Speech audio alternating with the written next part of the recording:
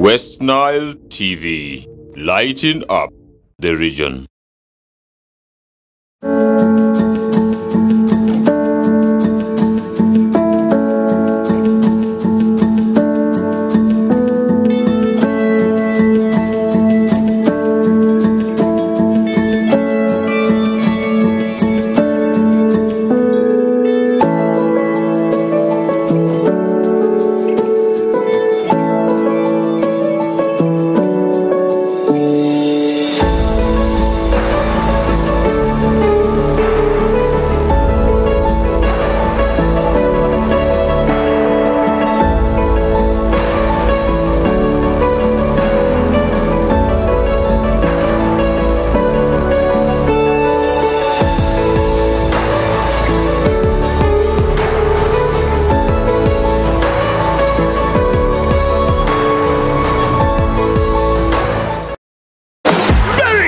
Mbappe, Cristiano Ronaldo, Harry Kane, Sané, Griezmann, Lewandowski, and many more. Who is your European star? We are very familiar with all German stadia. Trust us to give you the best Euro experience affordably. Catch the matches live on NBS Sport, channel 255 on antenna or channel 199 on Dish Decoder on StarTimes. We got your stars. This message is brought to you by StarTimes Solar. StarTimes Solar, more than just solar.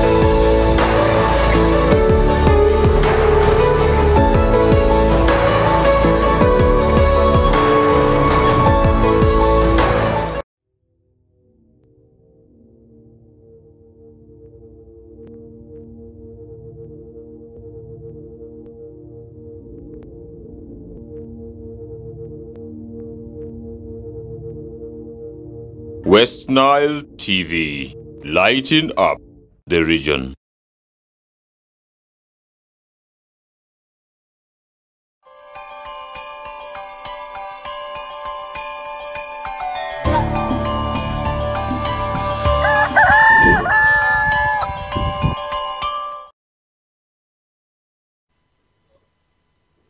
Right, a bright morning it is. You're most welcome for the Wednesday edition of the Kokoliriko Live Show, and today happens also to be the third day into the month of July. That means we are 3 days into the 7th month. But the question is, the months are running down, the days continue running also really in a tic-tac format. But the question you should also really be asking yourself is, how far and how are you faring with the plans that you laid at the beginning of the year, if at all they are moving to your service and maybe to your wishes?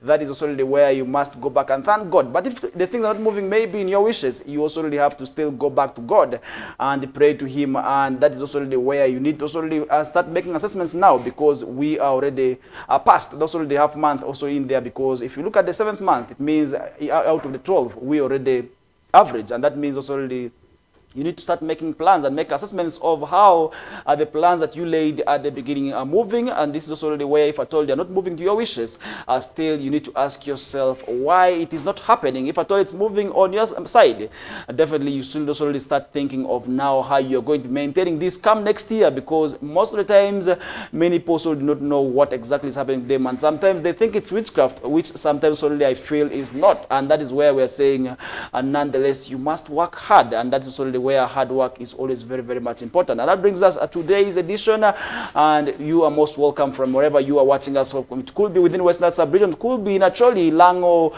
and parts of Buganda, Eastern, also really from wherever you chose to watch us from. We also really want to take this initiative to welcome you on board. And remember, we are live on Startimes Channel 477 and also really online across all our social media platforms, where you may also really access us via X, which is also really formerly known as Twitter, where you can also really watch us via TikTok, where also really we are live in there, not forgetting YouTube and Facebook as well, where you should also really be part of the conversation that we are going to be having on the discussion this morning. Where yesterday we did see temperatures at Parliament flaring.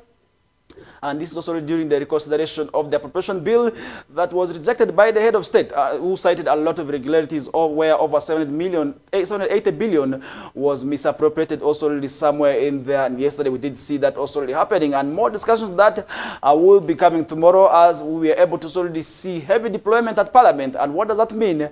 More inter-discussions will be coming tomorrow, where we hope to be joined by, that is Feni Tribe, and another guest with whom also really we are going to be discussing that tomorrow. And I hope you as the viewer will also be part of that conversation in there, where we shall be letting you know of what is happening. And that is also really where we will be also really taking that discussion more to that. And this is where we want to begin our discussion with what's happening nationally, where prisons now claims, also refutes claims of jailed MPs secretly meeting President Museveni.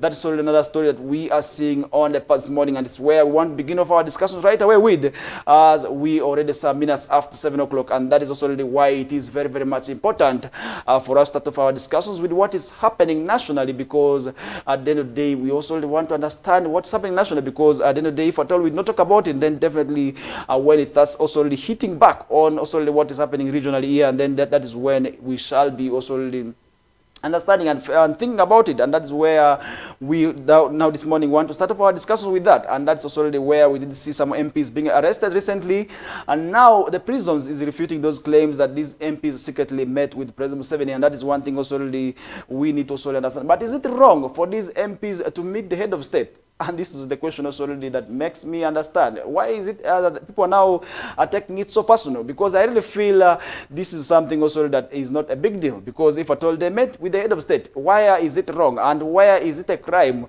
And I really feel that is also really their right for them to also really meet the head of state. And that is one thing also really I feel we also really take it serious. Because if at all we do not talk about that, then definitely that is quite unfortunate. And now we are seeing Uganda Prison Service has refuted claims that the National Resistance Movement MPs remanded Luzira on corruption charges.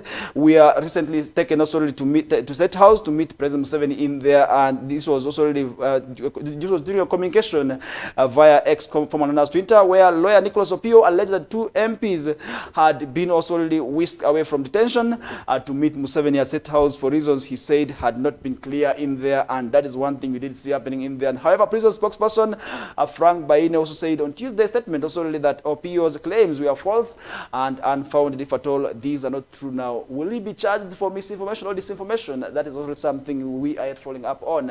But if at all it happened, where is it wrong for these MPs to meet the head of state? Because this is actually today party also already where they also really believe in. And I feel it is not wrong for these MPs to meet. I don't know you as the viewer what you think about it, but definitely opinion, also your opinion is actually taken seriously, and that's where we are not going to be condemning it. If at all you have anything in relation to that, we are not going to be taking it lightly. And feel free to drop it on our comment section, where we shall be able to solely read through and share with the rest of the viewers. And quoting the Prisons Act of 2006, Section 5 also of A, Baine said there is no reason to parade NRM lawmakers in the State House also in there. And the Act requires the service to ensure that all persons lawfully detained in prisons are detained safely and securely also in there. And this also should also be in a human manner. And that is one thing also where we did see Frank Baine also coming out and to defend and also refute the claims by the lawyer in there that these MPs are secretly met also the head of state in there. The prison's mouthpiece maintained that Opio's allegations are clearly intended to mislead also the public for personal reasons, and they should be also and they should totally disregard it. That is one thing we did see happening in there. And it should be remembered that 4 NRM legislators were arrested and remanded to Luzira also last month on charges of corruption, and that is one thing also really where they are now following, and they also really facing these charges, and that is one thing also really we need to understand happening in relation to that. And the arrested MPs include that is Busiki County Member of Parliament, Paul Akamba, Sisi Namuju of Luengo, and Igara East MP Michael Mawanda, and Elgon County legislator, that is Ignatius Mudumi, who are all facing the charges in there. And prosecutors accuse the lawmakers of misappropriating, that's 3.4 billion for purposes, and that's unrelated to the purpose of the funds in there. That means that they channeled also this money somewhere, and this is something also where we did see Speaker of Parliament, Right Honorable Anita Among, also yesterday talking about that this would not steal the money, they rather also just mischanneled it somewhere, and this is according to information which I was able to quote from her during Parliament's special sitting yesterday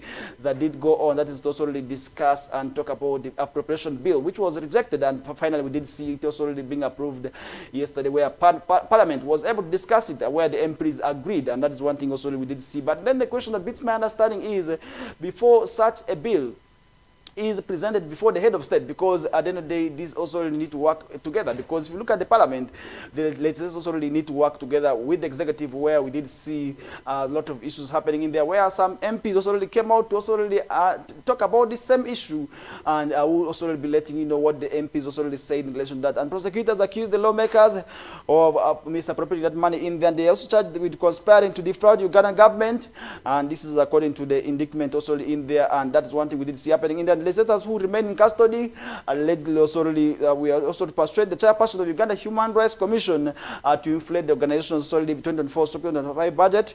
That is for also a return of 20% also kickback in there. And when we talk about this yesterday, so many people are actually raising issues that the issues of percentage has become percentage. But how do we make sure that these issues do not go on? Because these are things solely I feel we need to understand and need to talk about. Because if at all we're not talking about these issues of percentage, and then definitely that wouldn't be right in there. And that is one thing we did see happening yesterday, and more discussion in relation to what happened in Parliament as in relation to these MPs who have been jailed and those who are battling these corruption charges is solely concerned, and we shall be here to keep you informed of any development in line to that. And remember, the head of state, His Excellency Yoweri Kaguta Museveni, recently came out and said he is going to be taking another role, another direction in fighting corruption. And this was during the budget speech, sorry, where he actually came out and said he is going to be taking another direction in curbing the vice of corruption, which has also really defrauded Ugandans and also led dragging Ugandans back in terms of development, where money that is supposed to be going somewhere is misdirected. And that is one thing also we did see happening in there. But really, why is it necessary for these MPs to also really tamper with the budgets? Because if you look at 780 billion, this is really quite a huge amount of money which was mischanneled somewhere by these MPs, and it should also really be going to the constituencies. And I believe this is also really where the pressure should be coming from. And I feel that is one thing also we need to talk about, because looking at that, then definitely you'll be able to realize that this money was actually mischanneled, and this is for the purposes of its own use. And that is one thing also really we did see happening in there. But I feel there's more that we need to do, and also talk about these issues of this money that is being mischanneled. And I feel this is already where it becomes very, very much important for us as citizens to also really understand that these MPs are not there to work also and deliver handouts for us, but rather their work is actually to also go to Parliament and lobby for resources. And that is where we also need not to put them on much pressure, because if at all we are putting them on unnecessary pressure, at the end of the day that pressure solely goes back to them and also come back to us as the citizens, where we are going to be losing monies, where we are going to be losing also really finances. And I feel that is one thing also really as a viewer out there you should also take keen interest in, because if at all you're not giving it keen interest, then the kind of leaders whom we are going to be putting in these offices is actually one that is also going to be making us understand. And yesterday we did see also really a number of leaders also really saying and talking about the quality of the MPs, and also really leaders in there. And Samuel Junganda also did talk about the issues of some people not reading, because we did ask some questions also really where he was asked in an interview about this mess and how it emerged, and where he was asked, does it mean that the MPs not really look into this keenly?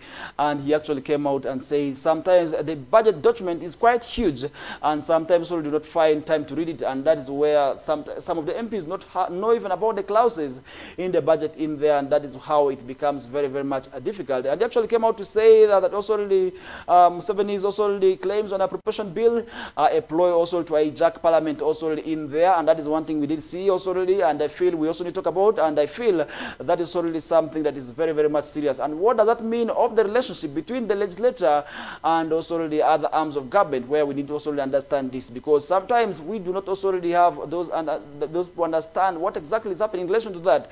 And we are going to be taking yet another short commercial break, and more in these discussions will be coming after the short commercial break. Stay tuned. And my name is Farish Majid. This is the Kokoleriko live show on West Nile TV channel 477. We take a break.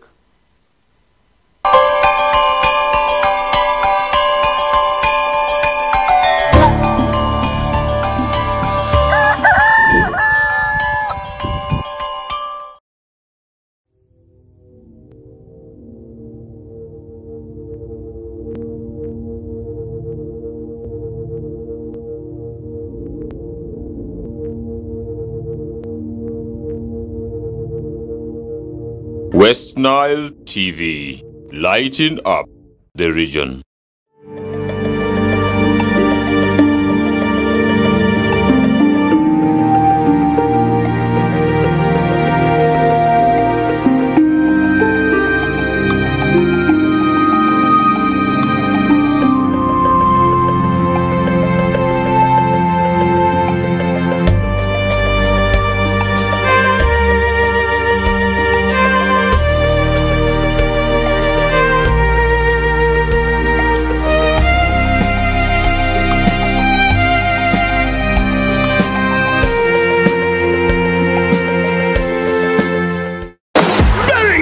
Mbappe, Cristiano Ronaldo, Harry Kane, Sané, Griezmann, Lewandowski, and many more.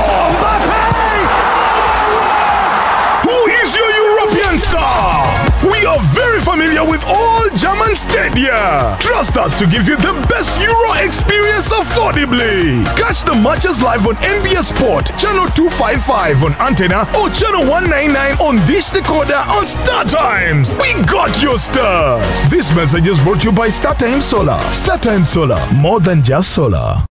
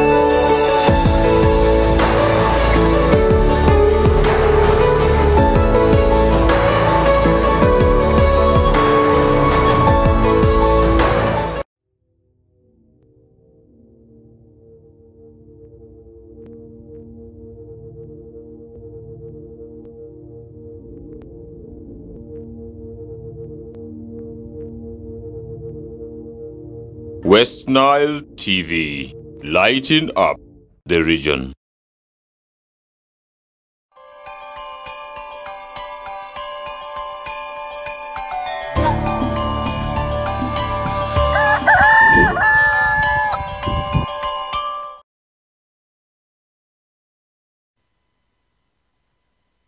Right, welcome back from that short commercial break. This is still the Kokoleriko live show, and it is a Wednesday. In case you're just joining us right now, you're most welcome aboard from wherever you are watching us from. This is West Nile TV channel 477 on StarTimes and online across all our social media platforms.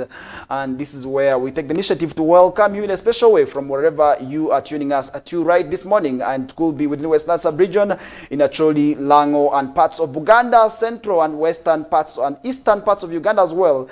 And as well, you could be watching us across borders in parts of the Democratic Republic of Congo, South Sudan, and other areas where you are watching us from. We don't take it lightly. We appreciate you for doing that. And for those of you watching us overseas, in Dubai, in Europe, we are saying we are very much proud of you. And as West Nile TV, our mandate remains to keep you informed, entertained, and also educated in what is happening within West Nile sub-region and across borders in there. And this is where we are not going to be limiting our discussions to what is happening locally here, but also sometimes nationally. And this is where where, as the viewer, we also want to ask you to be part of the discussion and solely engage with us through our social media platforms, where you can be able to drop your comment on Facebook, where we shall be checking through.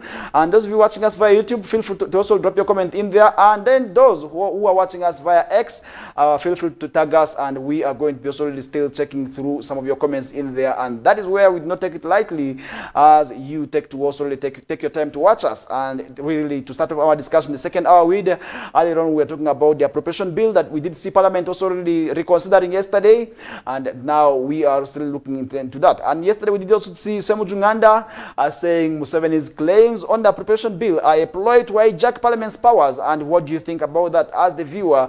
And now the Kira Municipality Member of Parliament, that's Ibrahim Ssemujju Nganda, has dismissed President Museveni's arguments that alterations already made by MPs in the appropriation bill of 2024 are detrimental also to the government's development, and also claiming that this is a ploy by the president to hijack Parliament's also the appropriation powers in there. But something also we need to understand is that we need to make assessment of who exactly has more powers between the Parliament and also really the executive in there, because these two are all arms of government. And I feel there are certain things that these people needed to work on concurrently, and they need to also have a same language spoken in there, because at the end of the day, after Parliament also really approving the budget, it is also really where the president also really has to sign it into law. And that is one thing we did see how the expenditure of the Parliament was also really rejected, and that is one thing also we did see going on, and that is where we did see also really the mess coming in. And yesterday we did see temperatures flaring in Parliament, but amidst also really the strong controversy, the bill was passed. And I don't know what that means to you as the viewer. More into this discussion, we'll be coming through with Feni Tribe and another guest whom we are going to be also really bringing to you as a surprise to discuss on this issue in there. And that is one thing also that I feel I need to keep you reminded of. And Museveni has recently informed the cabinet that he will not assent to the appropriation bill approved by Parliament unless the reallocation of that of ceiling 750 billion was addressed in there. And looking at 750 million, this is something also really, I must say, is quite huge. 750 billion, really, this is actually a lot of money out of also really at the budget. And our budget this year stood at about 72 trillion, and if you really remove out of that 750 billion, then you realize also really this is quite huge. And this is actually something that would also really affect the development of this country in one way or the other. And Finance Minister Matia Kasaija confirmed that the president's stance, but declined to provide details, also really stating also that it was not permitted to discuss the cabinet deliberations. And one thing we did see during the special sitting, that is also really for the first time in the fourth session also really in there, is that we did see people not discussing this matter elaborately, and we did see just people also talking. And later on, the bill was approved. And what does that mean of the Parliament? And this is one thing also really, as the viewer, still you should also really start asking your MPs about. And that is one thing we did see going on yesterday. And more in that discussions will be coming tomorrow, and we want to leave it at that, as more details will be coming through from the experts tomorrow, who will be able to share with us their opinions, their ideas on what they think about the appropriation bill that was now reconsidered yesterday by the House of also the 11th Parliament in there. And that is one thing also where we are going to be leaving that discussion aside with, as we get to move on with the show, because we need to also really get on. And remember, recently we did also see the civil society budget advocacy group also already commending the president for also already rejecting and questioning the 750 billion included in the financial year of 2024-25 budget being allocated from government also already priorities in there. And we believe expenses can be further corrected by Parliament also reconsider on 2nd of July also 2024 in there. And that is one thing we did see happening in there. And as we move on with the show, now let's turn our guns, that is to West Nile sub-region, as we are getting to run away with time. And remember, the country currently is undergoing recruitment of personnel into the UPDF, and Jumani also district has now successfully also recruited 40 to join the training in there. And this year the trainings will be going to, that's at Kawaweta. And this is one thing also we did see our young people are being called upon to also embrace and also get the desire of also getting interested in joining the UPDF in there. And that is one thing we did see in the Jumani district. And according to information from there, a number of people have actually now been recruited. And out of the hundreds who registered, and out of the 75 who were actually shortlisted, only 40 have now officially been also incorporated into the UPDF in there. And they will be going for training. And that means also we also have to now pray for our sons who are going going to also really going for training, because usually we say training is not easy. And this is also really where we are saying we are proud of them, because where they are going to be obtaining skills to protect the country and also to protect us, the citizens. And that is where we're saying we must also really praise these brave young men and women who have now successfully also really being also really recruited in there. And Ajuma District has successfully recruited 40 shortlisted candidates out of the 73 who were shortlisted, and 5 did not turn up for the training, according to information from there. And according to UPDF, a spokesperson also really, that is for the 4th Infantry, that's also really division.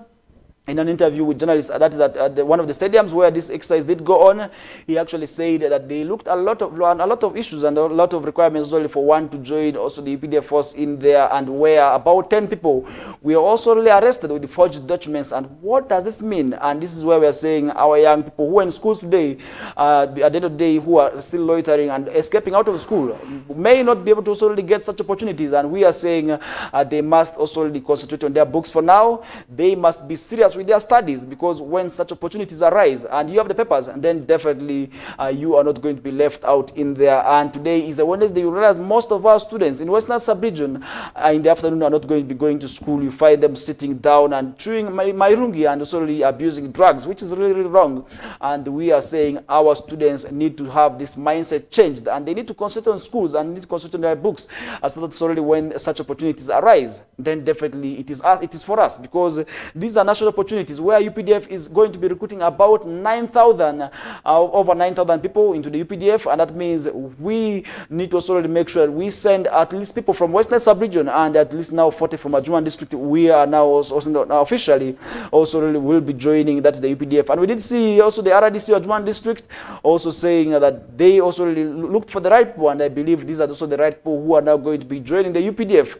And that is where also really more details into that story will be coming. That is in our subsequent news bulletins, and that's where you as the viewer also need to get time to also really watch our news bulletins, so that you get to understand what exactly is happening and where this happened, because we need to look out for these opportunities, and these are national opportunities which we must also share.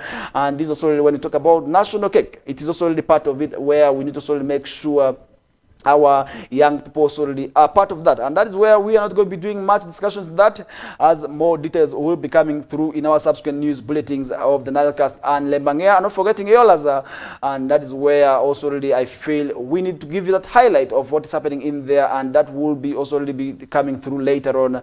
And now let's look at somewhere also already elsewhere happening. More issues already continue to arise from Western Sub-Region, and during the swearing in of the new Hospital Management Committee members, that is of the Chief Administrative Office, the Chief Administrative Board at Moyo General Hospital, the hospital management has been asked now to also really make sure that they give keen interest into also the critical areas in there. And today this is also really where we need to also ask the medics also to give also the keen interest in some of the issues that also really may also really be affecting people in there. And today you move to some of the hospitals, you realize that also the doctors are not there, and yet these are critical areas and these are emergencies that also need to be given keen interest. For instance, look at what is happening at the casualty. This is also where I believe it also needs keen interest. And look at the maternity. These are all sectors I feel that are critical and must be given keen interest. And now during also the installation of the new also committee at Moyo General Hospital, we did see that happening, and that is one thing also we feel we need to also discuss about as also we get to move on with the show, because these are issues. And also really looking at the medics, definitely they are part of also the important group what we call people who matter, because at the end of the day, if at all you are sick, definitely you'll know how the pain is, and you will be able to rush to these medical facilities. And more so, the government health facilities, we are saying they must give keen interest. Not only Moyo General Hospital, it should also be as a message to all the different health facilities around.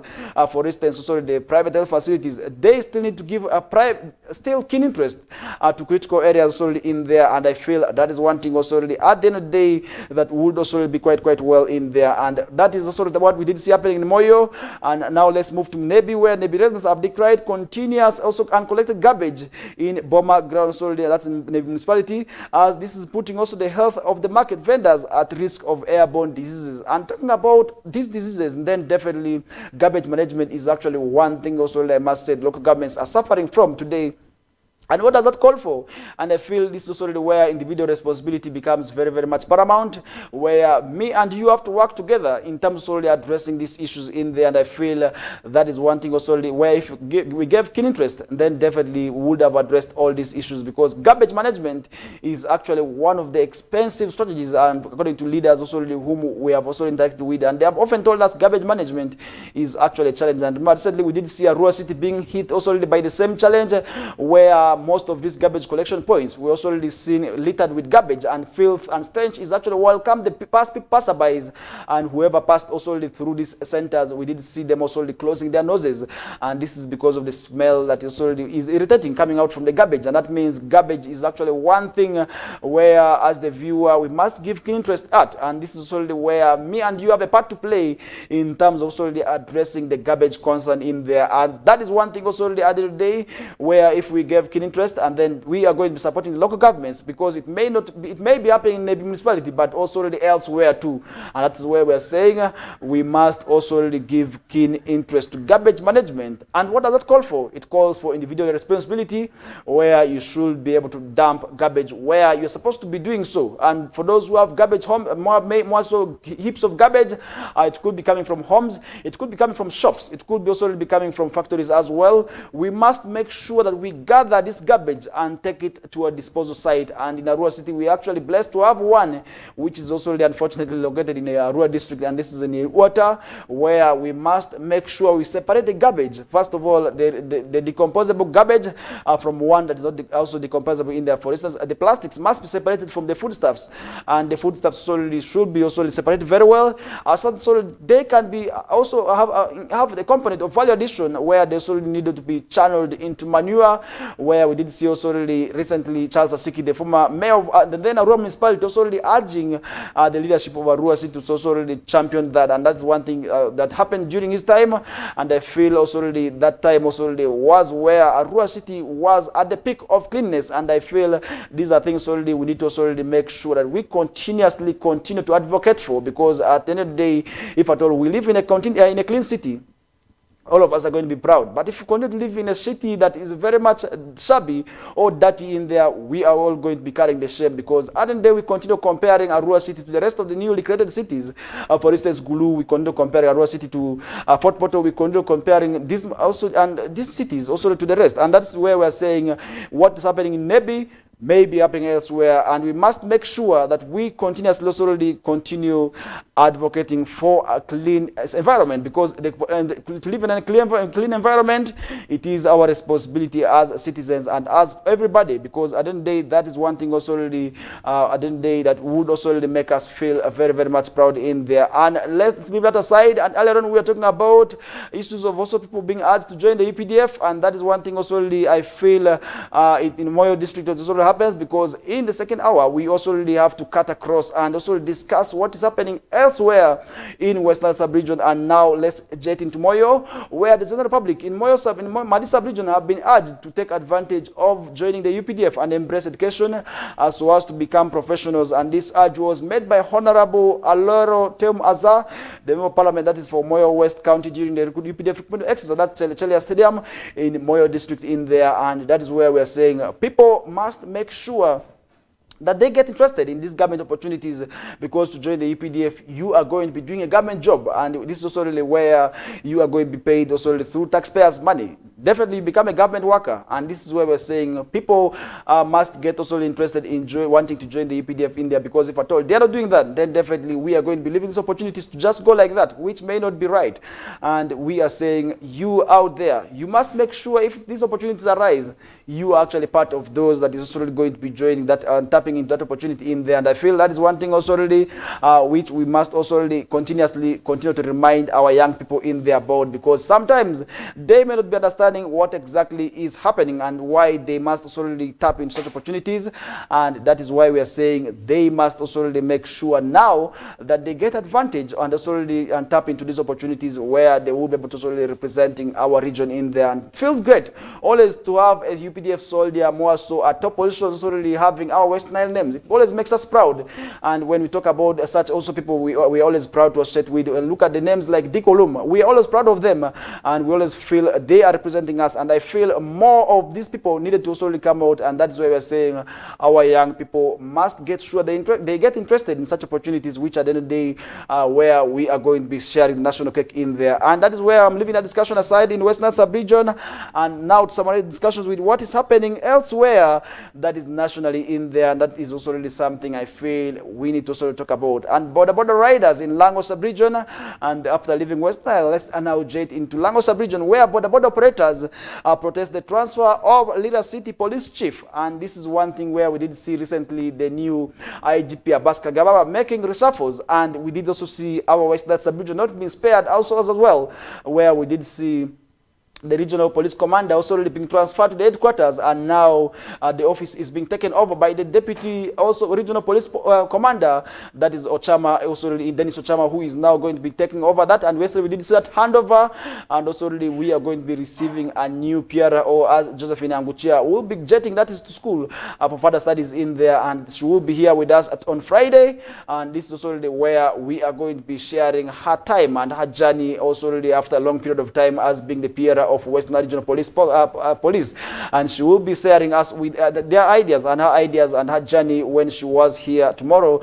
And what does it mean if at all people protest your transfer? It means you have been doing a great job. It means that what you have been doing is being appreciated. But sometimes where some officers are being transferred, you find people laughing and jubilating.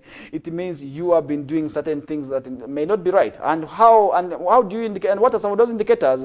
It means that when you are being transferred, when people jubilate, it means definitely you have not been doing the right thing. It means that you have not been relating well with people, and that is why we are saying for those into these all public offices where transfers can hit anytime, you must make sure that your relationship with the people around is actually where it is commendable, and that is where maybe such a person has not been engaging in corruption, because sometimes corrupt officials, much as they continue getting bribes from people, when they leave, always we see people jubilating. And that's why we're saying you must make sure that you are doing your work with integrity, and once you are transferred, maybe in such an opportunity, definitely much as the opportunity may be good, people are going to be resisting, and they will feel that you still need to be part of them. It means that the relationship, I feel, has been quite well in. And a group of border operators on Tuesday stormed the office of the RCC, that is also really Lawrence Egole, to protest the transfer of the district police commander in there. The prosecutors, also the protesters who claim the transfer are politically motivated, gathered early in the morning, that is already along Obote Avenue, filing streets with the roar of motorcycle engines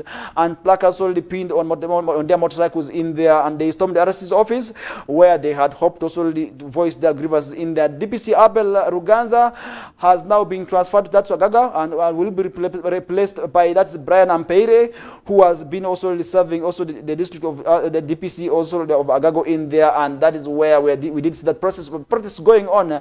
And Sarah Award, the councillor representing workers at Lira City Council, argued that also really that the transfer of the DPC would undermine also really the security improvements made in recent months in there. That's why we're saying he has been doing the right thing. And how do you make sure that your services is actually felt? And this is where we're saying, much as you in that public office, you shouldn't forget being human.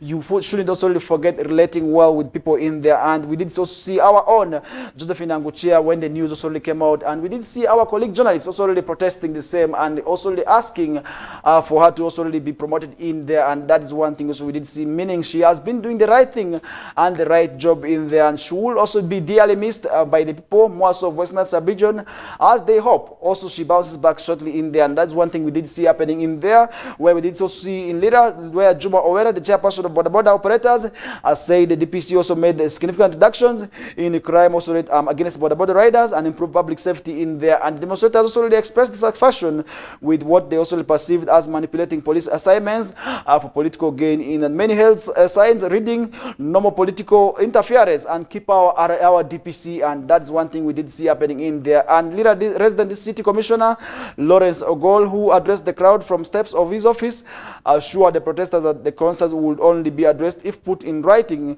by the border leadership in there. And the protesters also the protest against also the transfer of Ruganza comes amid backdrop of rising also the political tensions in Lira City, where local leaders and politicians have been accused of using their influence also to control security operations, and also a claim that has been also really difficult to substand, but also has gained also traction among the members of the public in there, and that is where we did see also that happening. And what does this mean? If at all people are going to be rejecting your transfer, it means you have been relating well with them. And this is where I still want to keep this reminder that whoever is in a public office, be it in police, be it in forces alone in general, it may not be in forces, it may be any other public office, definitely you must make sure that your relationship is actually one that does not raise questions, but rather that also really makes people feel your services in there. And that is one thing we did see happening in there. And I feel we need to also talk about it, because if at all we are not talking about it, then definitely we may see these issues also really continuing to arise in there. And now let's leave that aside. Let's move nationally, where a landlord is demanding also the UPDF over 200 million as a UPDF truck also rammed into the building in there. And that is one thing we did see happening in Wakiso, where a landlord in Wakiso district has also demanded for more than 200 million as compensation also fees after the Uganda Post Defense Forces truck on June 2nd also swerved off the road and rammed into his building. That's in Kagoma Township also in Wakiso in there. And according to also an eyewitness, the incident happened at around 1:30 p.m. when the driver of the UPDF truck, registration number that's H4DF 2945, also Tata lorry, lost control as he was traveling from Kampala heading to Bombo in there. And what exactly is the cause? Is it also overspeeding? Because sometimes also these people are known for overspeeding. Was it also the same? Definitely I do not know, but that is information which will be coming from police. In that Mr. Mobiru said he was able to survive with no injuries, but some of the items were damaged in there. And he says, I sell electronics, and some of them, including electric kettles, popcorn machines, and which among others were also totally destroyed in there. And he said also really the driver sustained some minor injuries and was also really seen bleeding in there. Mr. Paddy Kakumba, the owner of the building, said he had received information from one of his tenants that the whole building also had been damaged in there. And that's one thing we did see happening in there. And he said the building has 4 rooms and all have been also developed cracks and cannot also be saved in there. And Lawrence Namobine, the director of traffic and road safety, confirmed the incident and also really said investigation to the cause of the accident have already been commenced in there, as they would also really be looking forward to understand what exactly happened in there. Brigadier Felix Kulaije, UPDF spokesperson, also said they also really have to establish what went wrong so that so they can compensate the owner of the building in there. And this is one thing we did see happening in Kagoma on June 2nd after this vehicle that was coming from Bombo barracks also really rammed into this building along Kagoma Kampala highway in there, because this is actually the area and the route that connects that is to the main street of Kampala. And for those who know Kagoma, definitely you will be able to know how vehicles speed in there, and also really it being a highway, sometimes we see drivers overspeeding, and that's one thing also really we need to also continuously want to ask them to also reduce and also really avoid overspeeding in there. And I feel that is one thing also really once we not look into, and then it is going to be causing a lot of